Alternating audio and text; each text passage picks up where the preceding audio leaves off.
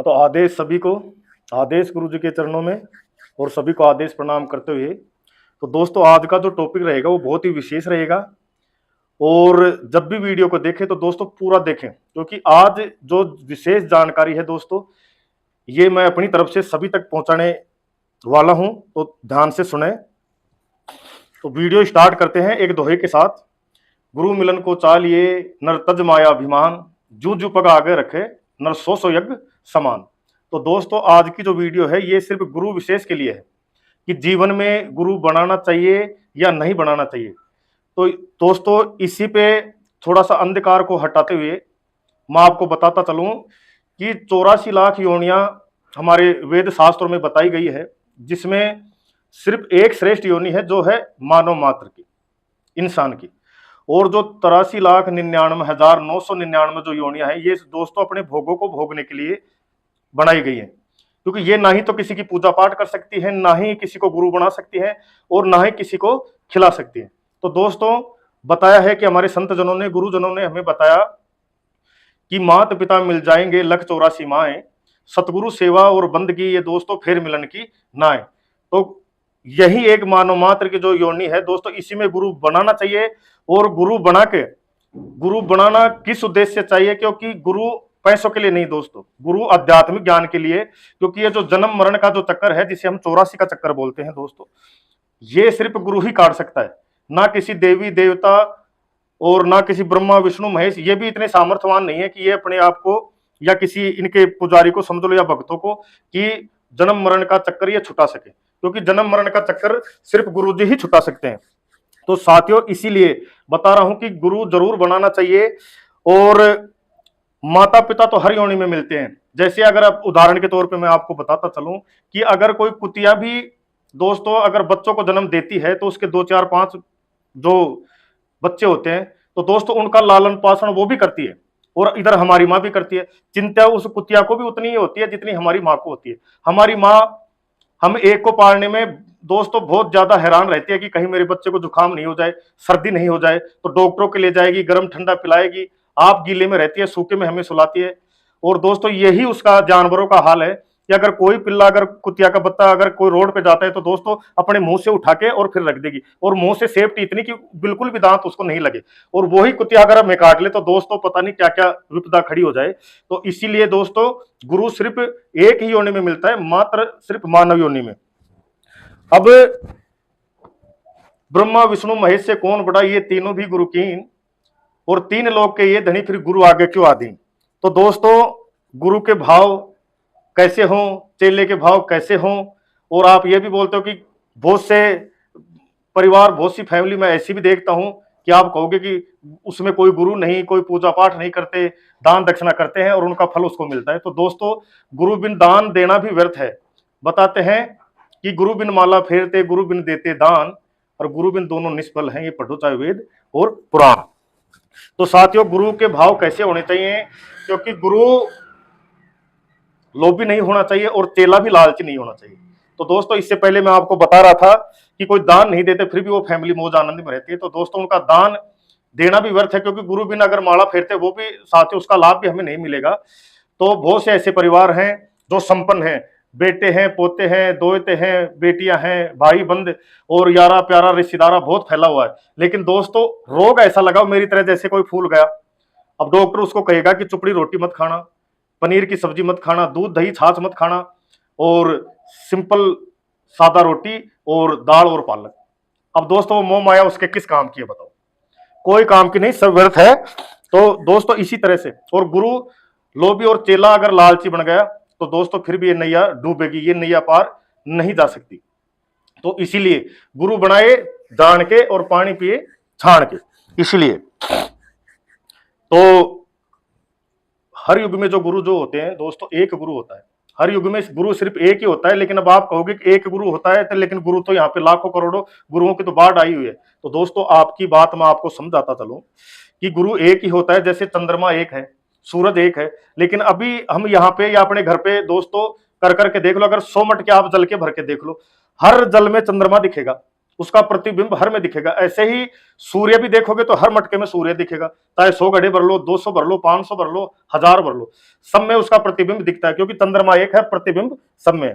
तो इसीलिए गुरु एक है लेकिन उसके प्रतिबिंब अनेक हैं। अब जान पहचान करना आप लोगों के हाथ में है कि कैसे करें। अब बहुत से ऐसे कहते हैं कि गुरुजी एक कहावत है कि गुरुजी बोलता है कि आप बैंगन मत खाया करो, और खुद भरथू बना बना के खाता है। तो ये भी मैं आपका थोड़ा सा अंधकार दूर करता चलो, क्योंकि आपको गुरुजी क्या बोलते हैं कि बैंगन मत खाओ, तो आपको नहीं खाना चाहिए।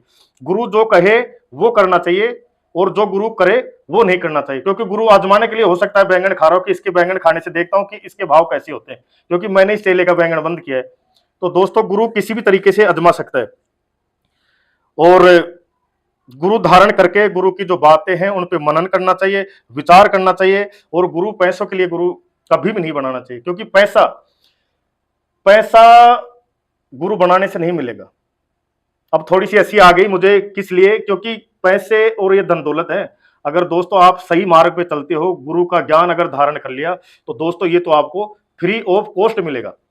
अब आप बोलोगे कि पैसा, क्योंकि पैसा पैसा तो दोस्तों अगर ये गुरु जी की अगर दीक्षा अपन ने ग्रहण कर ली, तो काम क्रोध मद लोभ मोह इनसे अपना नाता वैसे ही टूट जाएगा, अगर गुरु सामर्थ है तो। क्योंकि एक भगत ऐसा था जिसका नाम था नरसी। तो शास्त्रों में उसके लेख मिलते हैं कि एक भगत ऐसा भी आया जिसने 56 करोड़ लुटा दी माया, नाम बताया उसका नरसी, और फिर जा माया सिरसा में बरसी, हो गई इस गुरु जी की मर्जी, ये लिखे हैं प्रमाण जी, चाहे पढ़ लो वेद पुराण जी। अब आप कहोगे कि पैसे फ्री में कैसे मिलेंगे, अगर पैसे ही मिलते हैं तो हम तो जरूर गुरु बनाएंगे। तो दोस्तों जैसे हम सब्जी लेने के लिए जाते हैं, तो सब्जी का हम मोल देते हैं, भाव देते हैं, पैसा देते हैं, लेकिन जो धनिया है हमें ये फ्री ऑफ कॉस्ट मिलता है। अगर आप गुरु के बताए हुए मार्ग पे चलते हो तो दोस्तों पैसा फ्री कैसे मिलेगा, क्योंकि मैं आपको बताता चलूं, जैसे कोई भी किसान है, वो धरती के गर्भ में सिर्फ अनाज का एक दाना डालता है, और अनाज के साथ साथ सेम वैसे ही सुड़ी खरपतवार की भी उगती है। अगर वैसे ही अगर गुरु बनाते हैं तो गुरु के साथ साथ ज्ञान के साथ साथ एक अज्ञानता भी चलेगी। तो वो कैसे चलेगी दोस्तों, कि एक तरफ पाप है, एक तरफ धर्म है, एक तरफ पाप है, एक तरफ धर्म है, एक तरफ बेईमानी है, एक तरफ ईमानदारी है। तो गुरु जी यही कहते हैं कि दोनों में से आपको जो चुनना है वो चुन लो।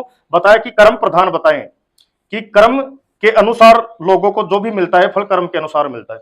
तो दोस्तों जैसे किसान एक अन्न बोता है, सुड़ी उगती है जैसे गेहूं के बराबर, एक वैसे ही खरपतवार उगती है।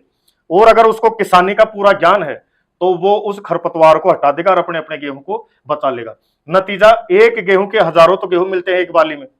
दूसरी बात, जो चारा है जिसको हम देसी भाषा में भूसा भी बोलते हैं, तूड़ा भी बोलते हैं, कुट्टी भी बोलते हैं, तो दोस्तों वो हमें फ्री मिलती है। जैसे किसान ने तो अन्न तो डाला था, ये भूसा थोड़ी डाला था। तो ऐसे ही दोस्तों अगर हम मार्ग पे चलेंगे तो आध्यात्मिक मार्ग के साथ साथ गुरु जी को पता होता है कि इसे क्या क्या चाहिए, और जिसको जितना चाहिए उतना ही उसको गुरु जी दे देते हैं। कि हमारे देश में दोस्तों मैं आपको बताता चलूं कि एक संत हुए थे, महान संत, जिसका नाम था कबीर जी, कबीर दास जी। तो उसकी जीवनी दोस्तों वो बताते हैं कि कबीरा इतना दीजिए जामे कुटुंब समाए, और मैं भी भूखा ना रहूं, कोई अतिथि भी भूखा ना जाए। तो धन दौलत से इतना ही प्रेम हमें करना चाहिए।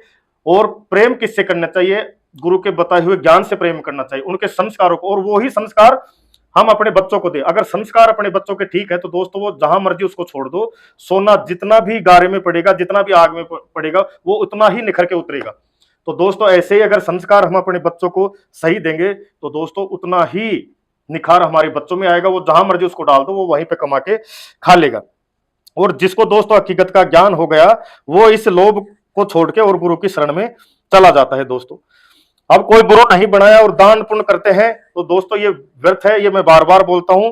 और सत्संग जो गुरुजी करते हैं, अब सत्संग कैसा, जैसे कोई ढोलक बजा के करता है, कोई हारमोनियम बजा के करता है, दोस्तों वो एक मनोरंजन का साधन है। लेकिन जब गुरुजी कुछ गाते हैं तो वो ज्ञान के ही भजन गाएंगे दोस्तों, और मर्म की ही वो बातें बताएंगे। तो दोस्तों जैसे सत्संग एक मीराबाई ने भी किया था, कि बताया जाता है कि सत्संग करगी मीराबाई, वो थी रजपूतों की जाई, और राणा जी ने बहुत सताई फिर भी मीरा ना घबराई, क्योंकि हृदय में बैठे थे रघुराई, वो साथ साथ भगवान जी, और चाहे पढ़ लो वेद पुराण जी। तो दोस्तों गुरु की अगर मैं गुरु का अगर बखान करता चलूं तो शायद समय के अभाव को तो देखूं ना देखूं, लेकिन मेरी उम्र भी कम पड़ जाएगी। क्योंकि बताते हैं कि 7 समुद्र की मसी करूं, लेख नहीं सब बन रहा है, और सब धरती कागज करो फिर भी गुरु गुण लिखा ना जाए। तो दोस्तों इनका बखान जितना करो समय गुजर जाएगा, लाइफ खत्म हो जाएगी, लेकिन गुरु के गुण इनका बखान कोई नहीं कर सकता। इसीलिए और जो गुरु करता है, जो गुरु धारण कर लेता है, तो दोस्तों वो कभी भी